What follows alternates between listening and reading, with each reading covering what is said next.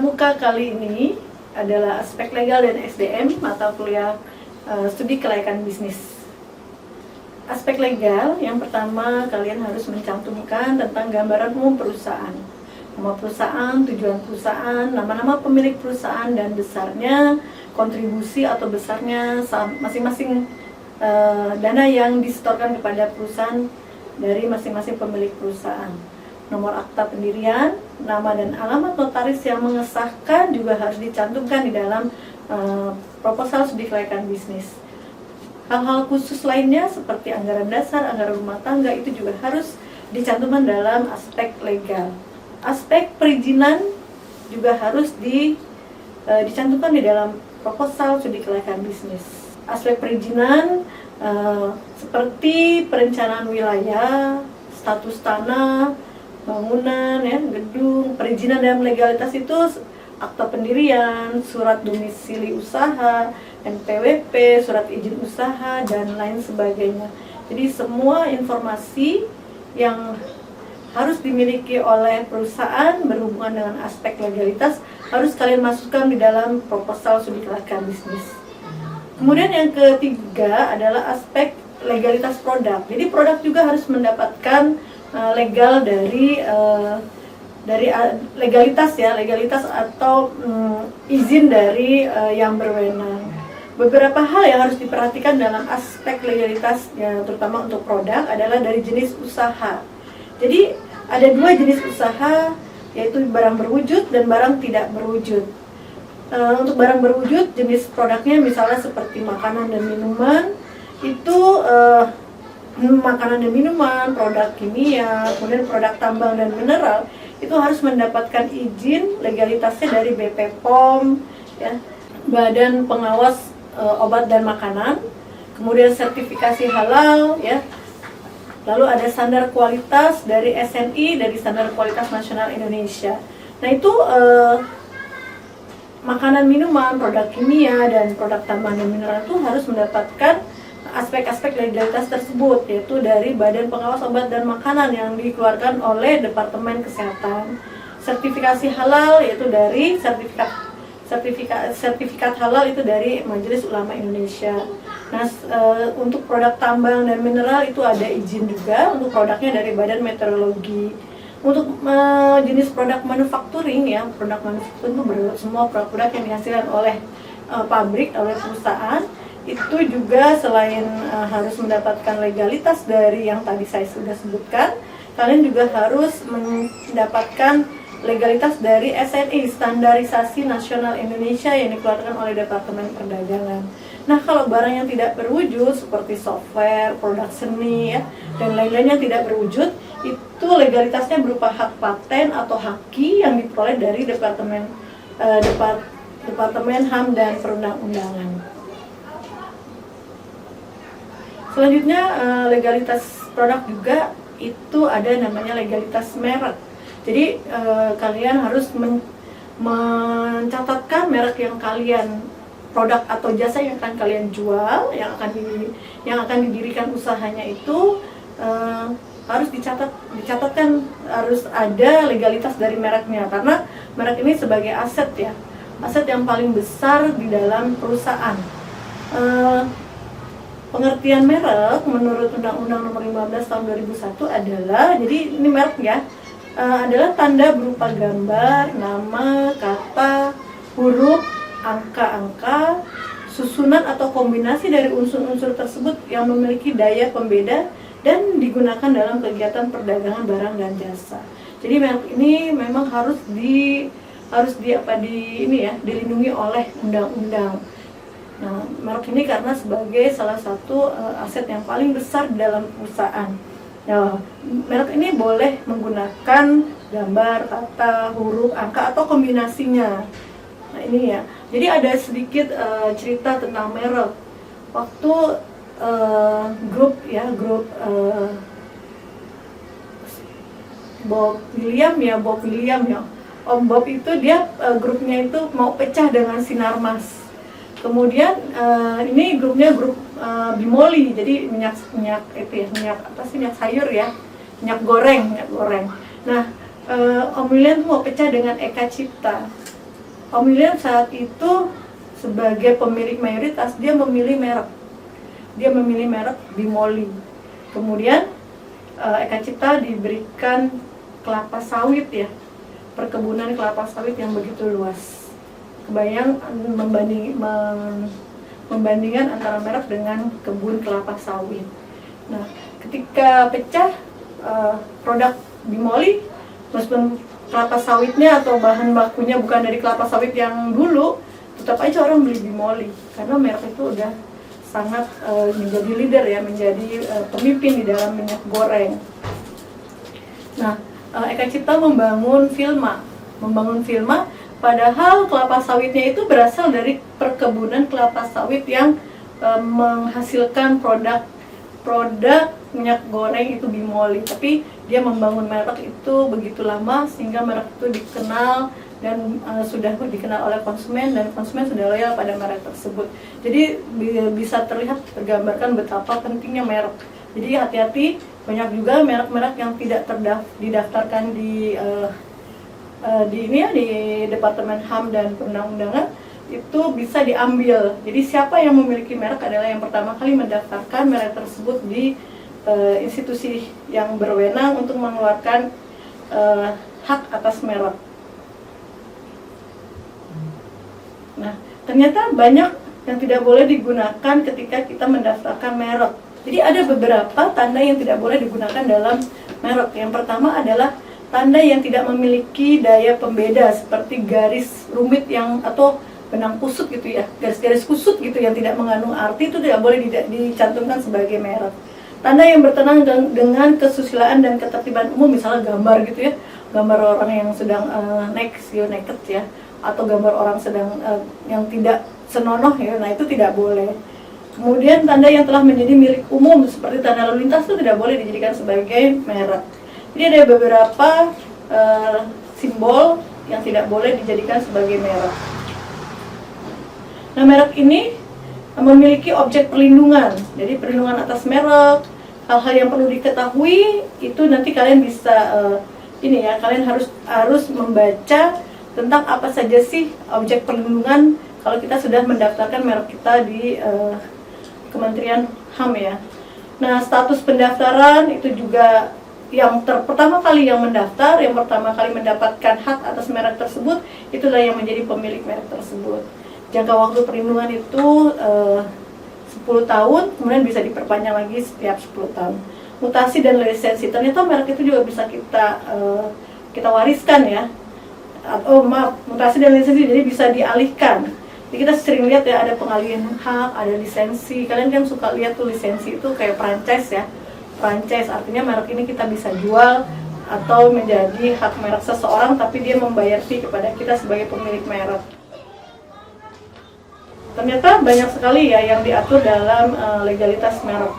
Pelanggaran dan sanksi, nah ini bisa dikenakan sanksinya, sanksi baik materi maupun immateri. Nah, nanti kalian bisa cari informasi bagaimana prosedur pendaftaran merek ya, mengajukannya, kemudian prosesnya. Permintaan pendaftaran merek juga bisa nanti kalian cek gitu ya. Nah, sebenarnya di dalam proposal studi kelayakan bisnis untuk legalitas merek ini kalian bisa mensubkontrakan atau menggunakan jasa konsultan. Jadi nanti biayanya aja yang kalian catat pada ketika di aspek keuangan. Nah, perlu juga saya reminder sedikit tentang bentuk-bentuk hukum perusahaan. Ini juga akan berhubungan ya, berimpact pada legalitas merek. Bentuk-bentuk hukum perusahaan itu ada perusahaan perseorangan, ada firma, ada CV ya, perseorangan komanditer, perseorangan terbatas, perusahaan negara, dan perusahaan pemerintah. Nah, yang paling bagus ya, yang paling sangat untuk keleluasaan dan keleluasaan dari perusahaan itu bentuknya ya lebih bagus PT ya, perseorangan terbatas.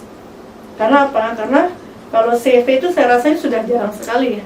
Ketika perusahaan bangkrut, kalau PT itu hanya kewajiban si pemilik perusahaan hanya sebesar dana yang disetorkan pada perusahaan.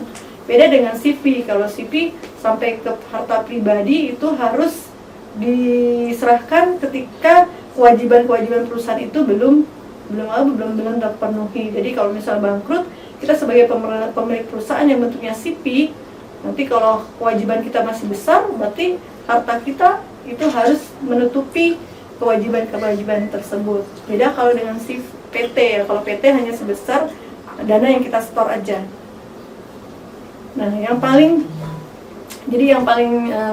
memungkinkan untuk aktivitas dan keleluasaan bergeraknya organisasi, yaitu lebih baik menggunakan bentuknya PT di dalam proposal, nanti membuat proposal studi kelayakan bisnis.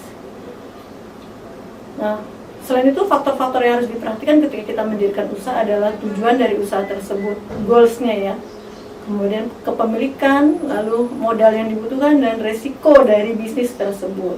Jangka waktu bisnis juga harus, nanti jangka waktu sustainability dari bisnis juga harus bisa diprediksi ya. Nah, nanti di dalam proposal itu kalian membuat bentuk organisasi, apakah garis, fungsi, atau garis dan staf, gabungan atau matriks. Nah, nanti itu disesuaikan dengan besarnya organisasi. Biasanya kalau perusahaan yang baru berdiri itu tidak terlalu kompleks dan tidak terlalu besar bentuk organisasinya. Kita beralih ke aspek SDM. Jadi nanti aspek legal itu dari sisi perizinan usaha sama dari produk ya. Aspek SDM itu perencanaan SDM, pertama kali harus buat perencanaan SDM. Jadi membuat rencana kebutuhan SDM sesuai dengan struktur organisasi. Tadi kalian sudah membentuk struktur organisasi, semakin besar bentuk organisasinya, semakin kompleks, berarti semakin banyak membutuhkan SDM. Nah, kalau semakin ringkas ya, semakin kecil, berarti semakin sedikit kebutuhan SDM-nya. Nah, model perencanaan SDM itu bisa ada ada tiga model perencanaan dari atas ke bawah ya, bottom up atau dari bawah ke atas ya. Kemudian bisa juga dengan ramalan.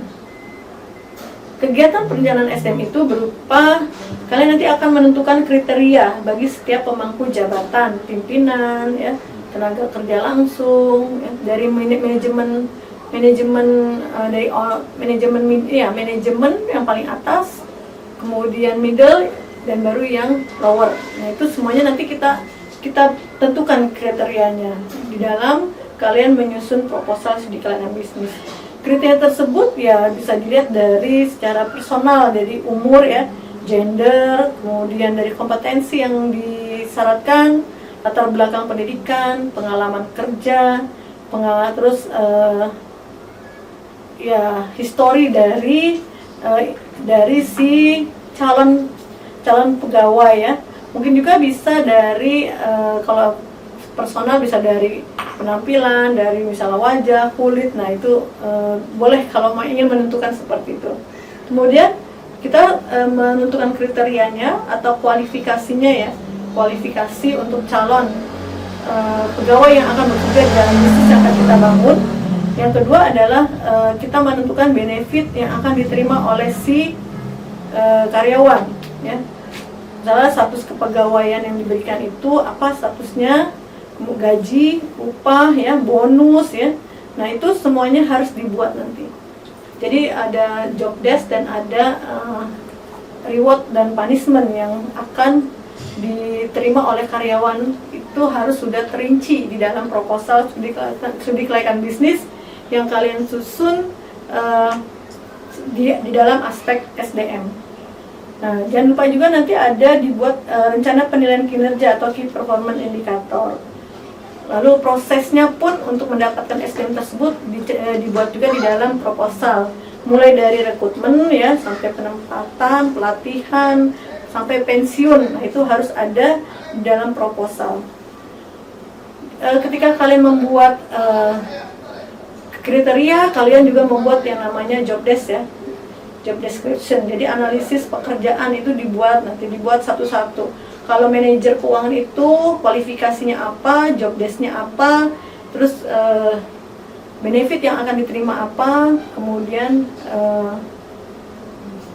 reward dan punishment-nya tuh apa ya. Jadi buatlah analisis pekerjaan.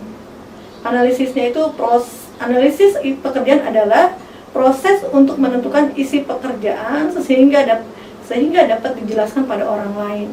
Jadi manajer keuangan itu tugasnya apa aja gitu ya. Nah, itu adalah membuat analisis pekerjaan. Lalu isi pekerjaan adalah deskripsi pekerjaan yang menentukan kualifikasi SDM tertentu. Jadi kalau manajer keuangan itu memang pekerjaannya sangat membutuhkan banyak analisis ya, berarti dia minimal di latar belakang pendidikannya misalnya S1 atau S2. Nah itu, jadi dari deskripsi pekerjaan kita bisa lihat, oh ini hanya bisa dilakukan oleh dengan background pendidikan apakah S1, S2 atau S3. Jadi bisa menentukan kualifikasi yang dibutuhkan ya dari isi pekerjaan yang harus dikerjakan oleh si pegawai tersebut. Setelah kita membuat job desk ya, job desk itu terdiri dari tadi analisis pekerjaan, itu ada isi pekerjaannya. Kita lalu melakukan proses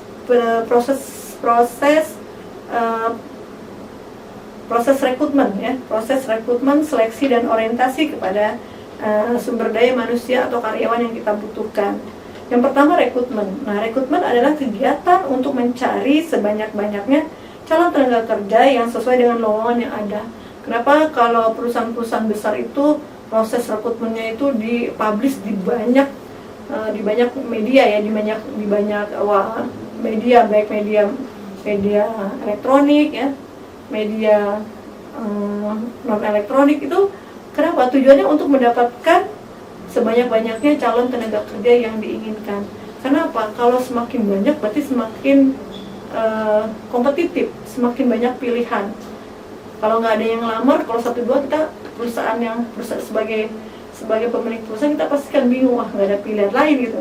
Tapi kalau banyak itu berarti kita punya banyak pilihan yang akan membuat kita menemukan mana yang paling qualified untuk bekerja di perusahaan kita.